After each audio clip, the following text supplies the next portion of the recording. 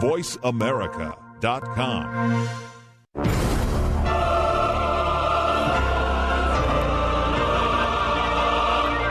Welcome to Crime Prevention 101 with host Susan Bartelstone. We're so happy you've joined us this weekend. Over the next hour, you'll learn the tips, tricks, and vital information that'll help you keep yourself confident and safe. Now, here's the host of Crime Prevention 101, Susan Bartelstone.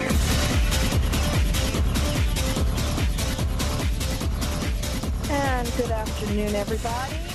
Welcome to Crime Prevention 101. The personal safety radio show with an optimistic perspective on a sober subject. And, you know, I always say that the best way to reduce your fear of crime is to get information and tips and resources, and that's what I'm here to do. And I'm just so glad that you're spending some time with me today. You know, it's the middle of December, and the weather is cool and crisp here in New York City. That's where I am. Maybe snow's falling where you are. Maybe you're looking at colored lights on a palm tree or a cactus. But, wherever you are, whatever your faith, most people's holidays are just around the corner. So when I was thinking about what I wanted to do for the shows for the rest of this month, I kept coming back to three words that I think really represent this time of year and my state of mind during this time where everything is so uncertain and we're looking forward to new beginnings. And maybe you feel the same way, but the words that kept coming back for me were miracles and redemption and renewal. And in terms of crime prevention, I guess everybody knows that the tendency for ex-offenders to relapse into crime after they get out of prison is really huge.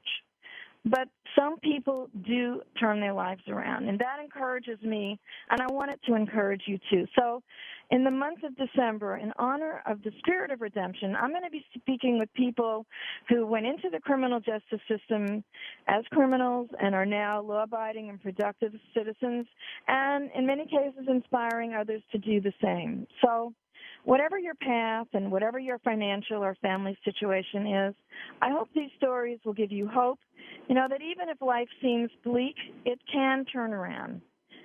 On today's show, I'm going to introduce you to Glenn Martin, who is the Executive Vice President of Development and Public Affairs for the Fortune Society right here in New York City. And this is the largest self-help organization for ex-offenders in this country.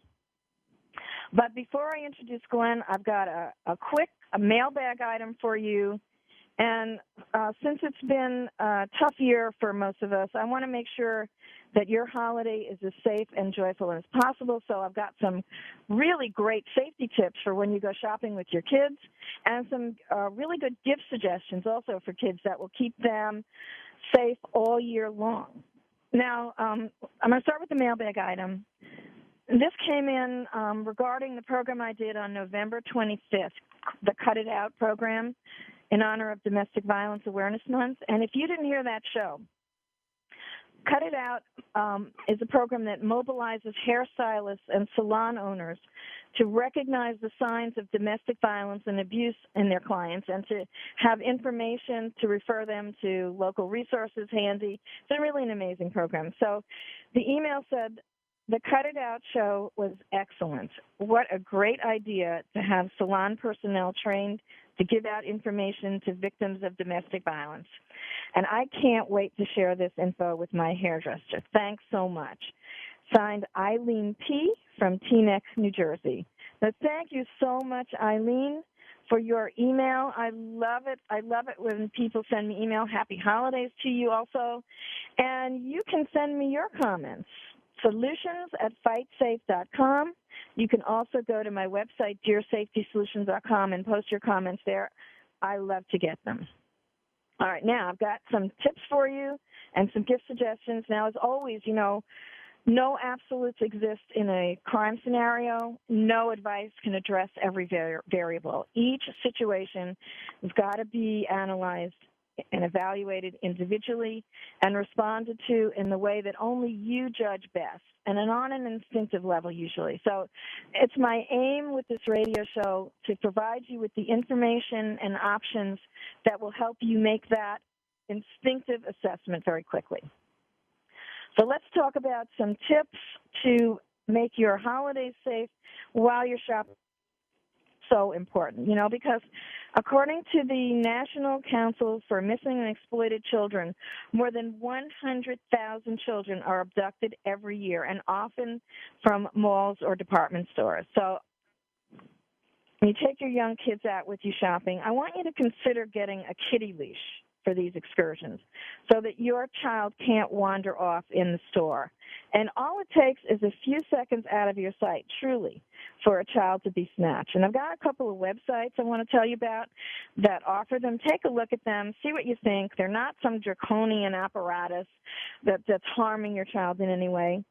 The first website is onestepahead.com/catalog. And you don't need the www anymore. onestepahead.com/catalog. Second one is applerise.com. That's APPLERISE.com. And the last one is securebaby.com. And this one was so cute. It functions also as a backpack. It's got a cute little animal shape on it. It's really adorable. So securebaby.com.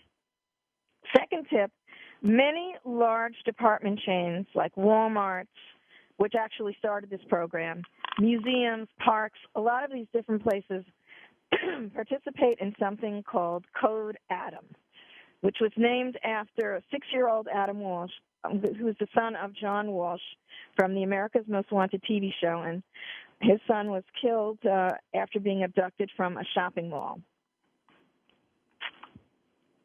Pardon me, I just had to clear my throat here. Now, if a child is abducted from a store that participates in the Code Adam, these people are trained immediately to respond. They get a brief description of the child, and they have designated employees who will immediately stop what they're doing and start looking for the child. Others are going to monitor the exits to prevent the child from leaving the store. And if a child is not found within 10 minutes after this search has been initiated, or if the child is seen accompanied by someone other than the parent, store personnel will immediately contact local police for assistance. So find out what procedures your favorite malls and stores have to search for a missing child. Maybe they do participate in Code Adam. It's good to know. And also, you want to make sure that you have a safety plan in case you or your child becomes separated. Now, older kids, especially if they're going off alone, have a pre-designated spot where you're going to meet. Like at 3 o'clock, you're going to meet me at the sales counter or the mall information booth. And with that plan in mind, you're going to have them go off on their own. Make sure they got that cell phone with them so that you can reach them. Teach your younger children, if they get separated from you, to look for a uniformed security officer or a salesperson with a name tag on.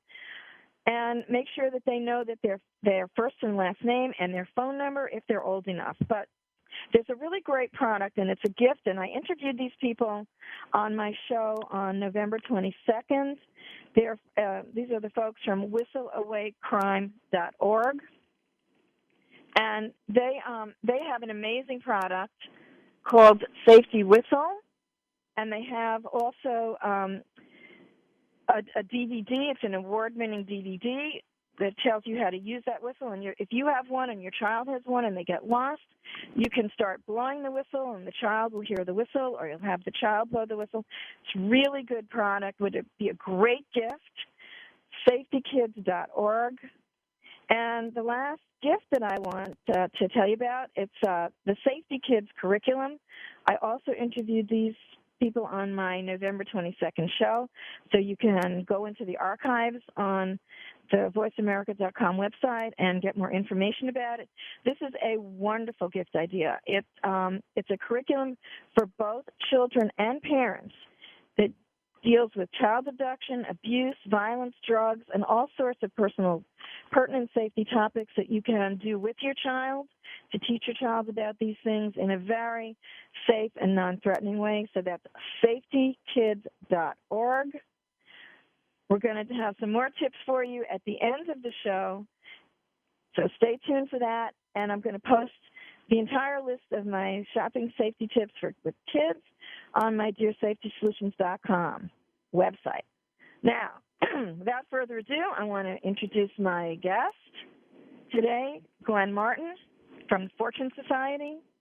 Glenn has assisted thousands of clients with criminal records, with histories of alcohol and drug dependence, with HIV and AIDS. He has extensive experience in employment discrimination and the reintegration of people with criminal records into society. He's worked with the New York City Bar Association. He's worked with the New York City Discharge Planning Initiative. I mean, he's just a host of other prestigious programs on this issue. Glenn, welcome to Crime Prevention 101. Thank you. Thank you for the opportunity.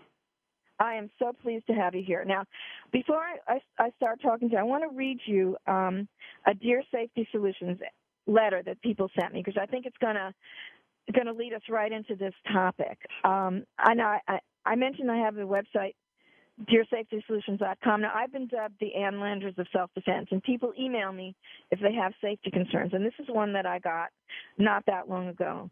And she said, Dear Safety Solutions, a relative of mine will be getting out of jail soon after many years of incarceration, and I want to know how to deal with him and help him stay out of trouble. And she signed herself Nervous in New York City. So the first thing, absolutely, that I told her was, you've got to get a hold of the Fortune Society. All right. So, Glenn, we're coming up on a break. Let's just introduce quick. Give me a short idea what the Fortune Society is.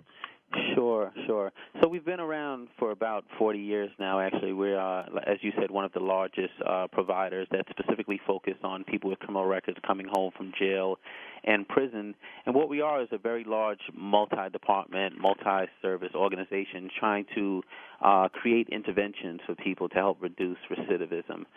Essentially, a lot of the people who end up in jail and prison have low levels of education, have no work history, sometimes have family problems, and we try to meet those needs as a way to reduce folks engaging in crime. And we provide career development to try to help people get into the labor market. We have relationships with hundreds of employers here in New York City after having done this work for many decades. We have counseling services, drop-in services, education, family services, health care, housing. We actually provide housing up in Harlem, one of the neighborhoods that's most impacted. So we try to meet their needs. I knew I was right to tell her to contact Fortune Society. All right, we're coming up on our break. Let's break it right here, and when we come back, we're going to talk more about Fortune Society.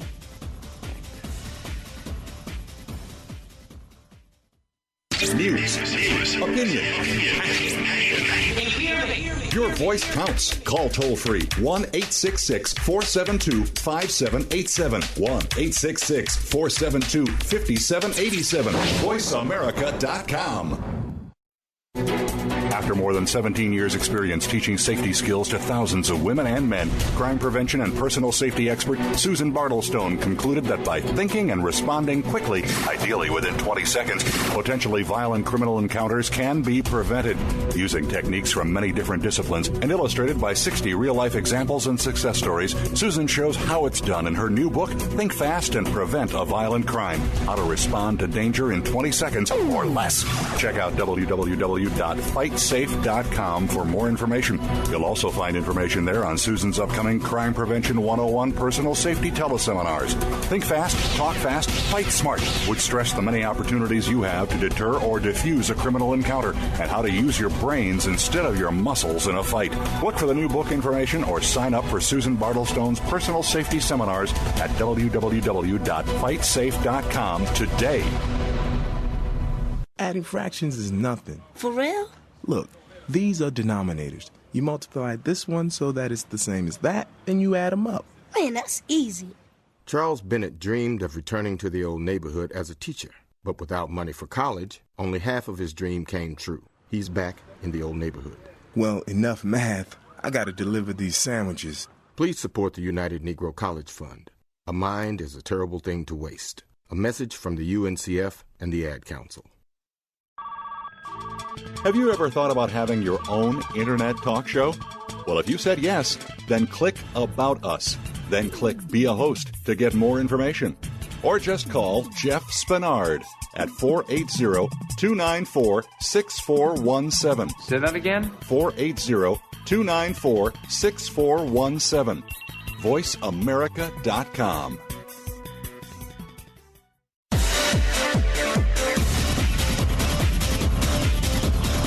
You're listening to Crime Prevention 101 with Susan Bartelstone.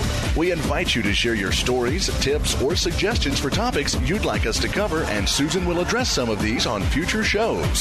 Send your story or idea to solutions@fightsafe.com. That email address again is solutions@fightsafe.com. Now back to Crime Prevention 101 with Susan Bartelstone. Welcome back, everybody, to Crime Prevention 101. And I'm speaking with Glenn Martin from the Fortune Society Organization for Ex-Offenders. So now, Glenn, the Fortune Society is 40 years old. Tell me a little bit how it got started and how you got involved with it. Sure, it's a really interesting story, actually. There was a play off-Broadway here in New York called Fortune in Men's Eyes. And the theater agent who actually invested his life savings in that particular play, the play was about a person who had a criminal record coming out of a boys' reformatory and talking about the barriers he faced to reintegration. And the talk back at the end of the play would end up in these really intense conversation between the cast and the audience about people with criminal records. And, you know, there was some disbelief about the amount of barriers that people face.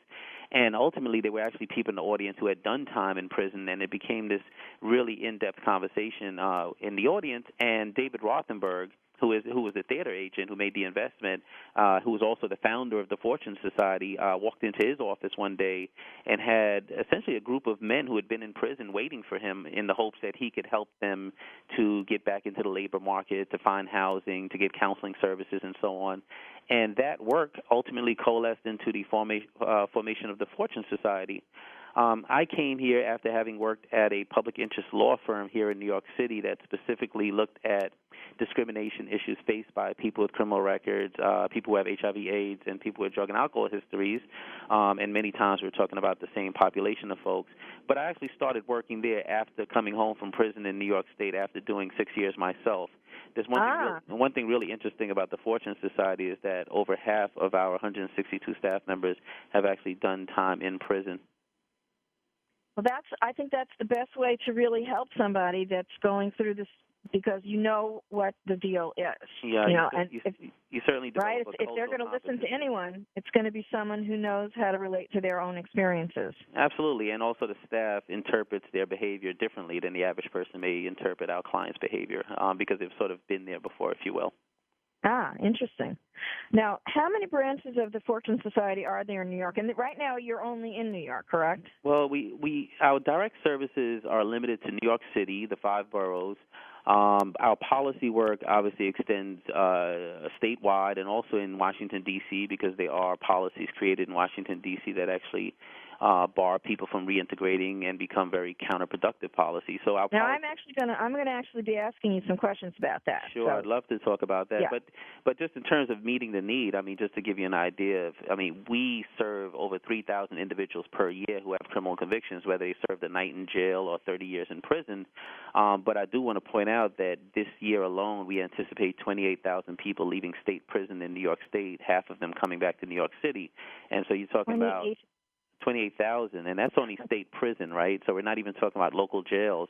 Rikers Island here in New York City has 14,000 people there on any given day, but they have 108,000 admissions per year, which translates to about 65,000 people cycling through our jails.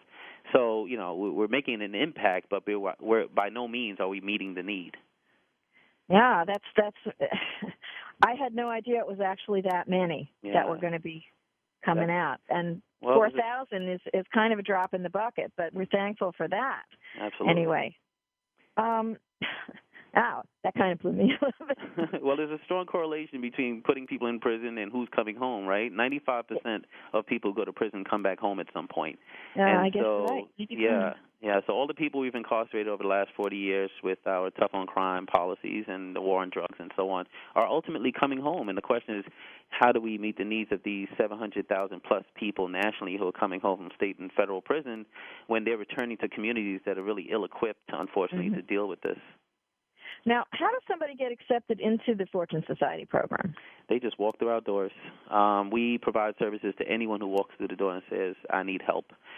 We have two levels of services, Tier 1 and Tier 2. Everyone accesses Tier 1, which is meeting the immediate needs, trying to provide housing for folks. If they need food, if they have if they need clothing, we actually provide clothing. And then we have the more in-depth services, the drug and alcohol treatment, the career development, our education department. We provide education, everything from basic literacy, English as a second language, all the way up to helping people get into college. Does it matter at all what the crime is that they were convicted of? Because I know that there are some people that feel there's a difference between sex offenders and, let's say, drug crimes or robbery crimes or things like that. Yeah, for us, honestly, it really doesn't matter when it comes to our services. When it comes to our housing up in Harlem, we're a little bit more selective because we made a promise to the community that we're going to operate a very safe facility. So we will take in people who have murder convictions, but we may think twice about a person who has maybe multiple sex acts with a minor or, shows some sort of propensity to reoffend when it comes to violent crimes and so on. So there we exercise some discretion because we have a huge responsibility to the community. But when it comes to our services, all the services I mentioned earlier, just about anyone can walk through the door and have access to our services. Unfortunately, actually, some of the funding streams restrict exactly who we can work with. But there, we have an advocacy unit here at Fortune, and part of our advocacy work is to advocate with our funders and say to them that it really doesn't make sense to actually pull out the people who actually have the highest propensity to reoffend and not offer them services. Probably that's where we should be directing most of our resources, to tell the truth. When you marginalize folks, if you have a sex offender and you're denying them the opportunity to live anywhere and you're not providing them any services, what you actually do is marginalize that sex offender. So the question is, would you rather know where a sex offender is and what services he's engaging in, he or she is engaging in, and so on, or would you rather marginalize them to the point where they probably reoffend and we have no way to even keep an eye on them? Yeah, that is a very tricky issue because having sex offenders, down the street from you is not going to be a happy thought. Absolutely. And I think there's a real interesting balance between how to help these people, because communities don't necessarily want these services right, in their backyard. We have for that reason. I think it's probably something you've come up against. We have a 62-bed residence in Harlem. We actually bought a property. We call it the Castle because, honestly, it looks like a castle. It was an old girls' reformatory school. But it was a crack house when we took it over. And, honestly, the community was our biggest opposition, even though it was a crack-infested building and so on. And that's exactly the reason, because no one wants sex offenders living down the block from them and so on. I'm happy to say that we've operated the property for the last 5.5 years successfully, with no problems from the community. In fact, the community is our biggest supporter. We're actually building 114 units of affordable housing in the property directly adjacent to the castle now, and the community is our biggest supporter. And half of the apartments in this 114 unit building are going to be specifically for people with criminal records. So we understand our responsibility to the community. It's not like we don't ask anyone about their criminal conviction. We ask about the criminal conviction. We circle people with the right amount of services based on their criminal conviction. We totally get our responsibility to the community and to the city, but we've done a great job, and I think the community recognizes that. This is it's so impressive, and I'm so glad to be able to get this information out there, because that's one of the ways that you knock down the barriers to building these kinds of services and having this kind of facility. Now, talking about successes, any idea about how many successes there have been for the Fortune Society? And I'm kind of limiting my definition of success as no reentry into the criminal justice system. Yeah, right. And I would expand on that a little bit. Okay. Well, so the national average is that 2/3 of people who walk out of prison go back within 3 years. 2/3. 2/3. Let's repeat that. 2/3 of people who leave prison in the United States go back within 3 years. Okay. And this year, the Bureau of Justice estimates 700,000 people will be leaving prison. So if you do the math, two-thirds of those people are scheduled to go right back in within the next 3 years. And so we can look at recidivism rates, right? Our recidivism rates are much lower. It varies across programs, to be quite honest. So in our career development department, we may see a recidivism rate of around 32%, which is still better than the national average. We may see a higher recidivism rate in our drug and alcohol treatment programs because, there's an addiction problem there, right? And so we try our hardest. We go really deep with the folks who've had years and years of history abusing drugs. But you know what? Relapse is part of, folks getting their lives together as far as we're concerned. So I'll take your definition and I'll say if I have a guy who has been going to prison for violent crimes over the last 20 years and he has 3 robbery convictions and he comes to us and we work with him and we develop a relationship with him and we house him and he goes back to prison for a low-level property crime, then you know what? As bad as that is, we feel as though we're making some success with this individual and we have some impact on public safety. And maybe the next time this individual comes out, he'll remember the relationship he has with Fortune. He'll come back, and maybe in the end he won't go back. But for us, relapse is actually part of people getting their lives back together. But I think that's better than, as you say, your success rate is better.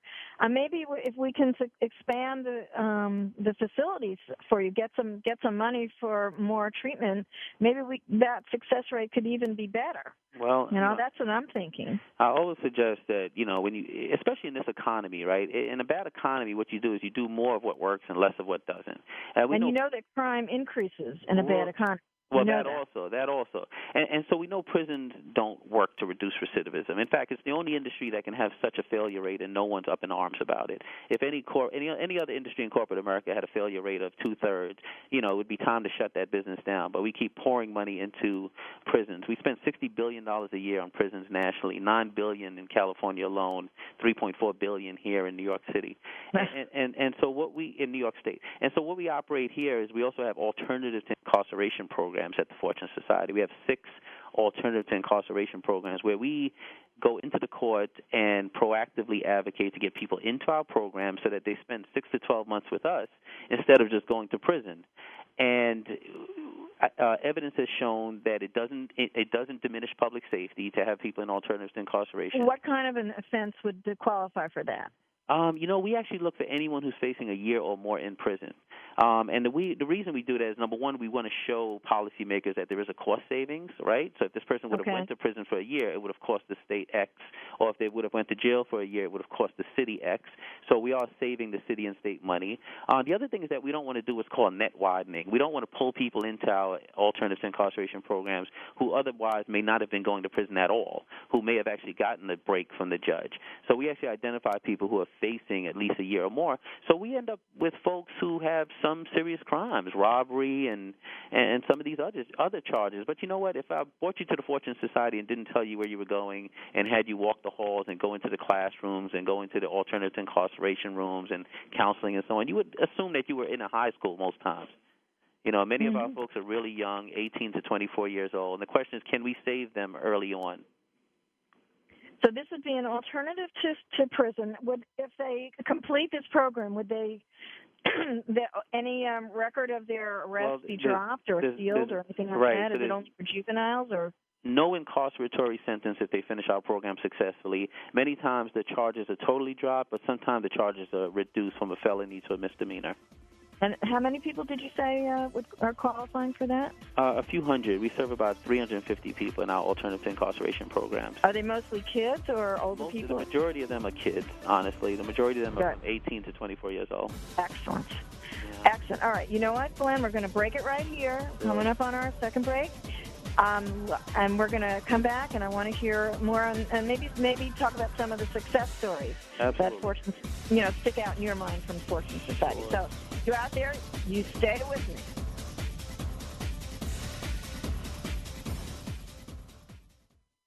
Ask the experts. Call toll-free right now, 1-866-472-5787. And ask our All-Star team to answer your question. That's 1-866-472-5787. Thank you for calling. VoiceAmerica.com. After more than 17 years' experience teaching safety skills to thousands of women and men, crime prevention and personal safety expert Susan Bartelstone concluded that by thinking and responding quickly, ideally within 20 seconds, potentially violent criminal encounters can be prevented. Using techniques from many different disciplines and illustrated by 60 real-life examples and success stories, Susan shows how it's done in her new book, Think Fast and Prevent a Violent Crime: How to Respond to Danger in 20 Seconds or Less. Check out www.fightsafe.com for more information. You'll also find information there on Susan's upcoming Crime Prevention 101 personal safety teleseminars. Think fast, talk fast, fight smart would stress the many opportunities you have to deter or defuse a criminal encounter and how to use your brains instead of your muscles in a fight. Look for the new book information or sign up for Susan Bartelstone's personal safety seminars at www.fightsafe.com today. In the spirit of Have Couch Will Travel, Dr. Carol Lieberman creates a haven of sanity in an increasingly insane world. Each day we are bombarded with news of events that have never crossed our wildest nightmares. Society is spiraling out of control and everyone is reeling from it. But now there's an answer. The best way to keep sane in this insane world is to tune in to Dr. Carol's Couch on Voice America. Dr. Carol, a certified media psychiatrist, will broadcast live from her Beverly Hills office every Tuesday at 1 p.m. Pacific Time. Call or log in and get help with whatever is sending you reeling, whenever you need a soothing voice to calm and advise you. That's Dr. Carol's Couch every Tuesday at 1 p.m. Pacific Time here on America's Voice, voiceamerica.com. Talk, talk, talk. That's all we do is talk. If you'd like to talk, call us toll-free right now at 1-866-472-5787. 1-866-472-5787. That's it. VoiceAmerica.com.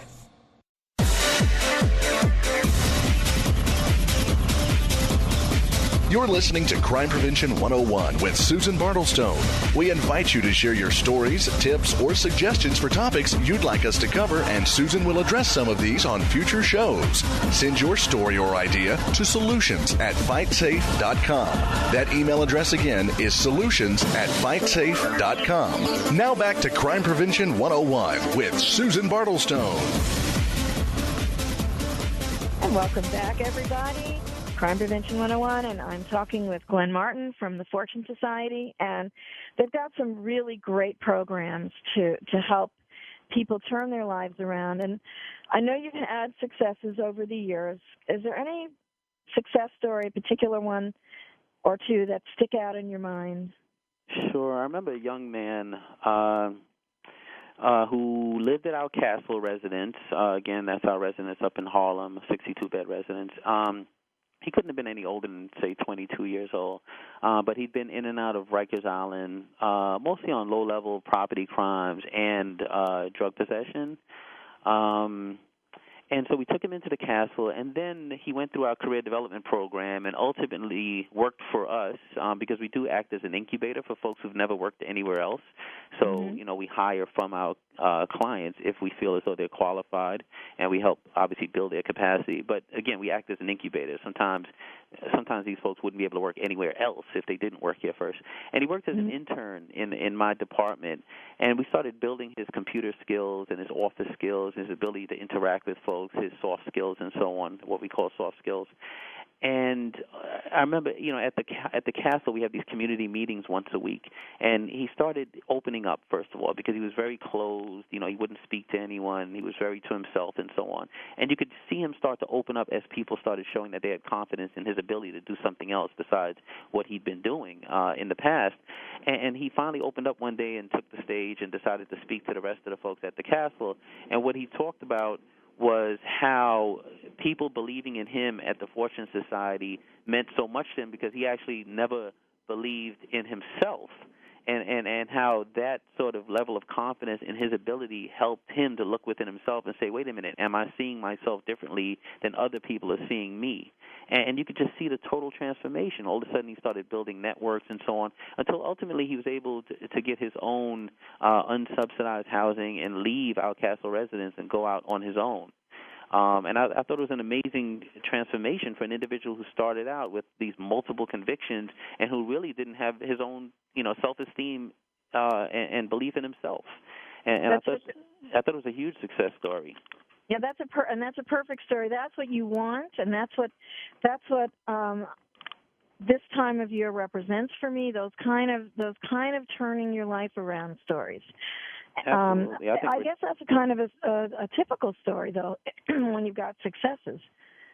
Yeah, I think of, for us, especially for me, I think of redemption and transformation and change, as part of the driving factors. We're very mission-driven here at the Fortune Society. A lot of times you have organizations like ours that engage in what's called mission creep, sort of expanding your mission to ensure that your programs are constantly funded and so on. And for us, it's much more important to stick to our mission and to address the needs of a population that's traditionally marginalized. And there's huge stigma around this. We developed our advocacy unit because we also wanted to address the systemic issues faced by this population. And I'd love to talk to you a little bit about some of that work. Sure, go ahead. So we look at a few different issues within the policy department, one of them being employment. A couple of years we worked with Princeton University on a discrimination study, an audit study, actually the largest audit study ever conducted in the United States, where we hired young men to pose as job seekers with criminal records, white, black, and Latino, and go out into the New York City entry-level labor market and apply for jobs as job seekers with criminal convictions. And just to set the context a little bit, in New York State, you actually have an anti-discrimination statute that gives employers guidance on how to consider a job seeker with a criminal record. So, really? Yeah, unlike most other states, employers have very tight, factors that they need to look at when they're considering a job seeker with a criminal record. And, of course, it doesn't remove the discretion from the employer because employers have legitimate liability concerns, but it does say that there's a bunch of other things you should take into account, like age at the time of the conviction, severity of the conviction, time elapsed since the conviction, evidence of rehabilitation, and so on and so on. And what we found during this study, unfortunately, was that a white person coming out of prison with a criminal record has a better chance of getting a job than a black person who's never been to prison, first of all. So race just about trumps everything. And I'm sure that was not a surprise either. Right, absolutely. And then when you attribute the criminal record to the tester, his chance of getting a callback from an employer reduced another 57%. So the folks who walk through the door and say, I need help getting a job at the Fortune Society, have about a 7% chance of getting a job in the New York City entry-level labor market. And so what we did here within our advocacy unit was to craft a bill last year which would require that all employers give a copy of the anti-discrimination law to job seekers with a criminal record whenever they do a background check, and also that they post the law conspicuously in the workplace. And we were able to get that bill passed and signed by Governor Patterson here in New York State. So that's an example of some of our policy work to address the more systemic barriers that are faced by our clients so that we're not standing in the emergency room putting Band-Aids on cancer for the next 50 years, but we're actually sort of, now, is this part of the David Rothenberg Center for Public Policy? It is. It's called the David Rothenberg Center for Public Policy, obviously named after our founder. And, of course, I don't want to talk about David as if he's not still around. He's 75, and he's very much alive, and he has an office next door to mine. Great. And he still informs our work, our services, and so on. We actually have a play. It's interesting because I talked about how we came from an off-Broadway play. And I was going to ask you about that, too. Yeah, now we actually have an off-Broadway play called The Castle, and the folks who are in the play are 4 former residents of our Castle residence up in Harlem. And, we created this play as a 3-day fundraiser for the David Rothenberg Center, and I'm happy to say that the play has been off-Broadway for the last 11 months. Oh, fantastic. Any thoughts about taking it on the road? We have actually taken it on the road. We've done it at the John Jay College of Criminal Justice. We've done it at a few of the prisons. We've done it for the probation officers, the parole officers. We've done it within corrections. We've done it for state judges. We actually have taken it on the road. Do you do that? Can you do this inside the jails itself? We've actually done it inside the jails. Commissioner Horn here, Rikers Island, a very progressive commissioner, has actually allowed us to come into the jails and do it for people, the inmates, people who are doing time. We've done it in about 3 or 4 of the state correctional facilities. We've done it at the local city university colleges and the state university colleges. We actually take donations so that children are allowed to come to the play for free. So we usually ask for donations organizations there. But you know what? It's more than just a way to raise funds for the organization. It's also a way to engage people who traditionally wouldn't sit down and have a conversation about how to deal with this population. The same thing we're doing with this interview here. And, you know, I was reading a description of it. I haven't had the privilege of seeing it yet, but I am going to. 3 men and 1 woman tell their life stories, childhood, crime, prison, homelessness, and to the point where they got into the castle. And it is a dramatic story of change and hope. And, of course, that is my theme here. So I think this is just fantastic. And I hope it goes around the country. I'd like to see this tour all over the place because it's such a wonderful example of what putting some energy and some money and some right thinking into the situation can do in terms of turning things around. Absolutely. Now, the Fortune Society is only in New York State, but how can somebody find out? There must be other programs that are similar to this. How can someone find out in their own state? Right. I used to direct a project called the National Hire Network at the Legal Action Center. And the Hire Network is a clearinghouse of information for job seekers with criminal records. So it's mostly around employment, but the truth of the matter is that agencies that work on employment issues for people with criminal records usually work on a host of other issues so that you're addressing the whole person. So I'd advise people to visit Hire Network, so that's HIRE Network, all one word, .org. And there's a clearinghouse of information under the tab that says resources and assistance for every single state in the United States. So it's a 50-state clearinghouse of information for people with criminal records. So that's a really good resource. The other thing is that we provide toolkits on our website at fortunesociety.org, fortunesociety.org, toolkits on how to replicate some of the things that we've done here at Fortune. So while we're not looking to necessarily expand nationwide, we do try to provide technical assistance to other people who are trying to replicate what it is that we're doing here in New York. I think that's extremely important. So if someone wants to implement a Fortune Society-type program in their own state, you will offer them information and resources right on the website to do. Right. So we offer toolkits right there on our website that they can use, and then the David Rothenberg Center goes a little bit further, and we sometimes provide technical assistance to folks in other states. And so, you know, there it's a bit of a resource issue, but we will actually go into other states to have a conversation with the folks about how it is we do what we do. And New York State is really ahead of the curve on this, probably because we've incarcerated way too many people for way too long, but we have gained a certain sophistication on how to work with this population to reduce crime. This is wonderful, and this is one of the main reasons I really wanted to get you on the show with me today, because these programs should be everywhere. With this criminal rate going up and crime rate going up and so many criminals.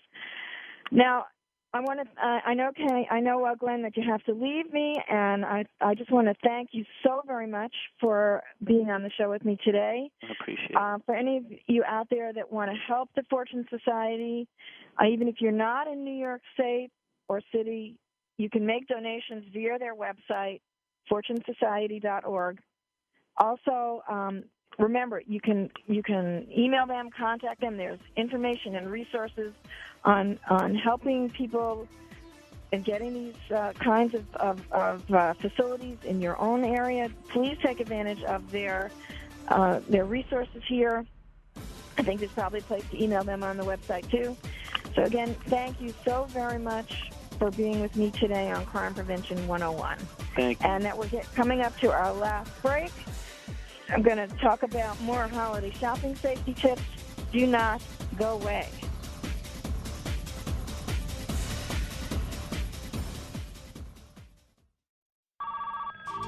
Have you ever thought about having your own internet talk show?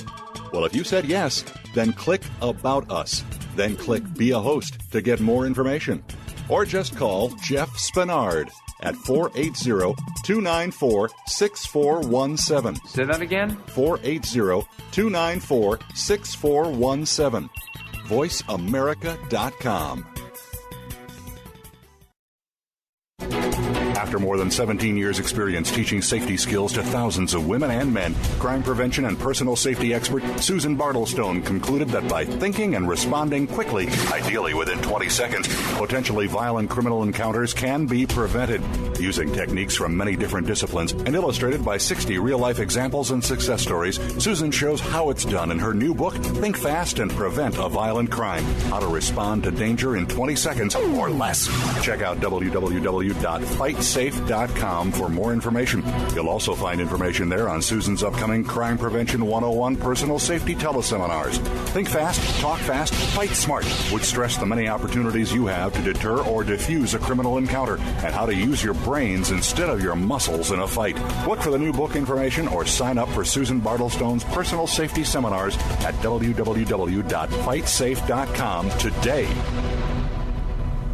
News, opinion, Can you hear me? your voice counts. Call toll-free 1-866-472-5787. 1-866-472-5787. VoiceAmerica.com.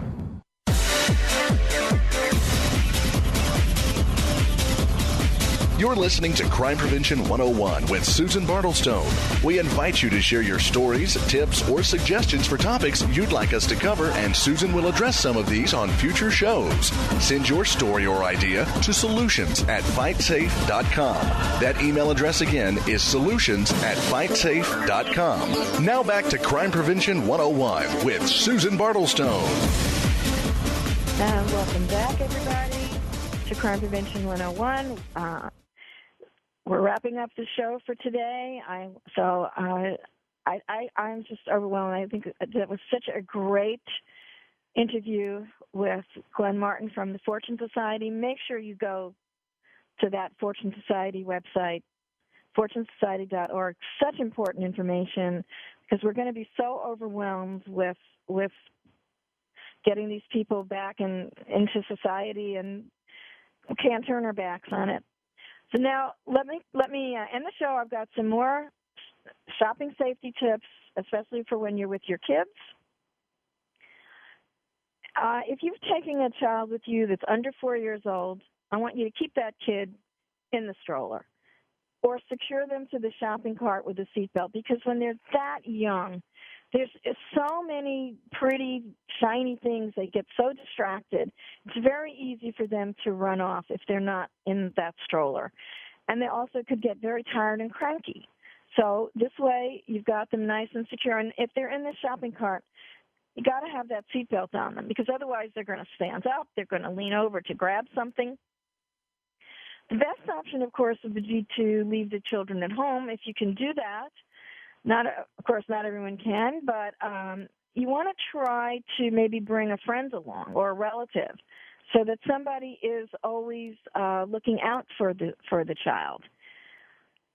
Now, in terms of going to the bathroom when you're in the store, you always want to accompany the child, it's a young child, into the bathroom and wait there with the child.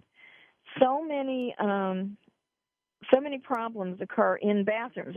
It's a real place where predators will wait for children. So you want to make sure that you are in the bathroom with them and that you're waiting there with them.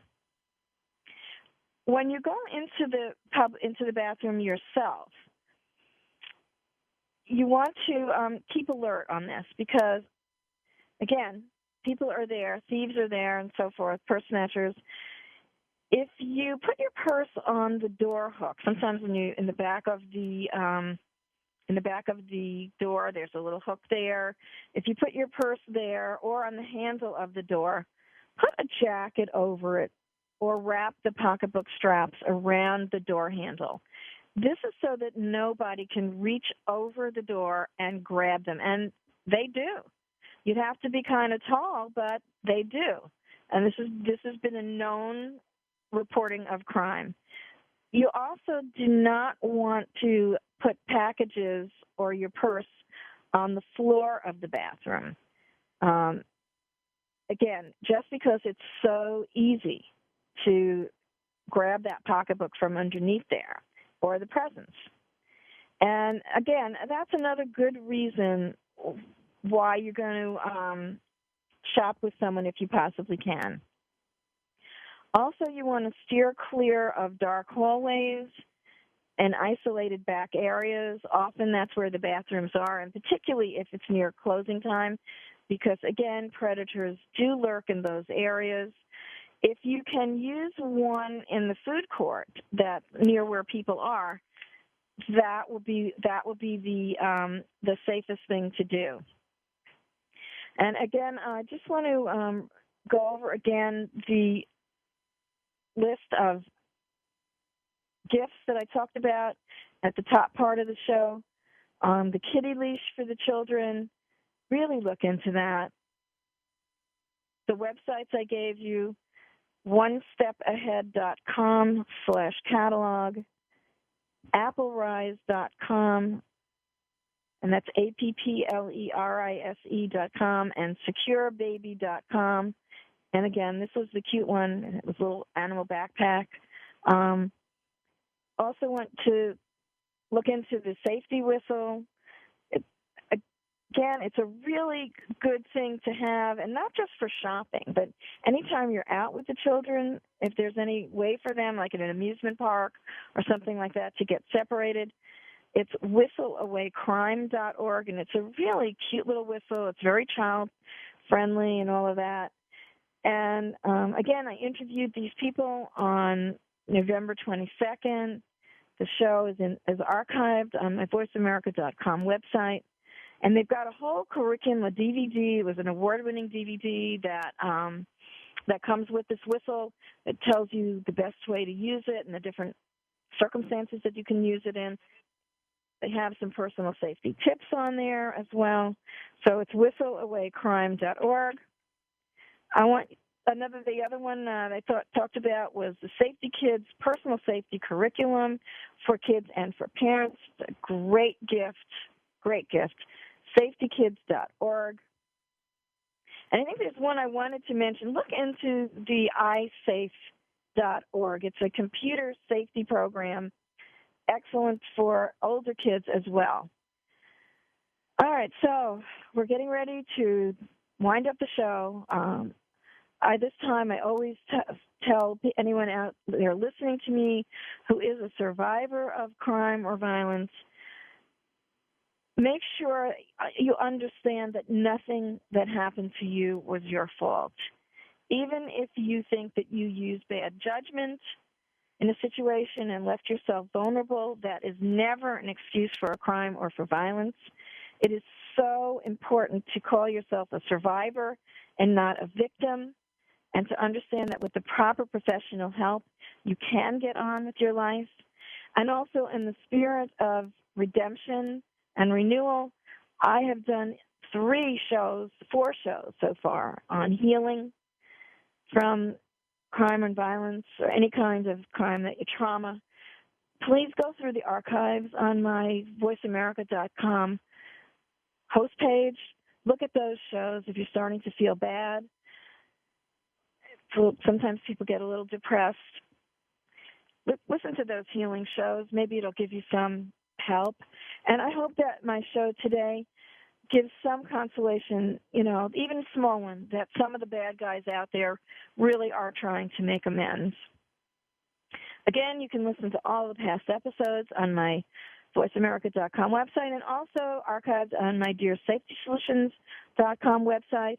And I posted notes there for each show, and I'm going to have a link to the Fortune Society show on that website as well. And don't forget to go to my safety tips pages, where you're going to find the shopping safety tips and lots of other good stuff there. And if you've got a question for me, if you've got a comment about today's show or any of my shows, if you've got a safety concern that you'd like me to help you with, please ask Dear Safety Solutions. And there's a box right on my website there where you can post your question. You can also email me at solutions@fightsafe.com, and maybe I'll be able to read your email on the air with me. And I've got some really good stuff coming up for you in my next couple of shows. I'm going to talk more about redemption. I've got some very inspiring stories, people who turn their lives around. I hope that it encourages you. I'm going to have more safety tips for you. I'm going to read more emails. Hopefully, maybe I'll address your concerns. And again, I want to wish you all, I know the holidays are coming up. I'm going to say it a number of times over the next few weeks, but I want to make sure that you stay safe and warm for the holidays with my tips and my help. So thank you so much again for spending some time with me. I know that you're not going to want to miss the shows coming up. It would be a crime not to listen. So everybody, stay safe and stay tuned.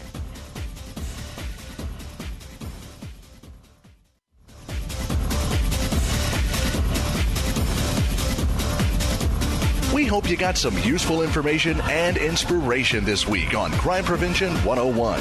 Susan Bartelstone invites you to join us again next Saturday at 11 a.m. Pacific Time and 2 p.m. Eastern Time here on Voice America. Have a great weekend and a safe weekend.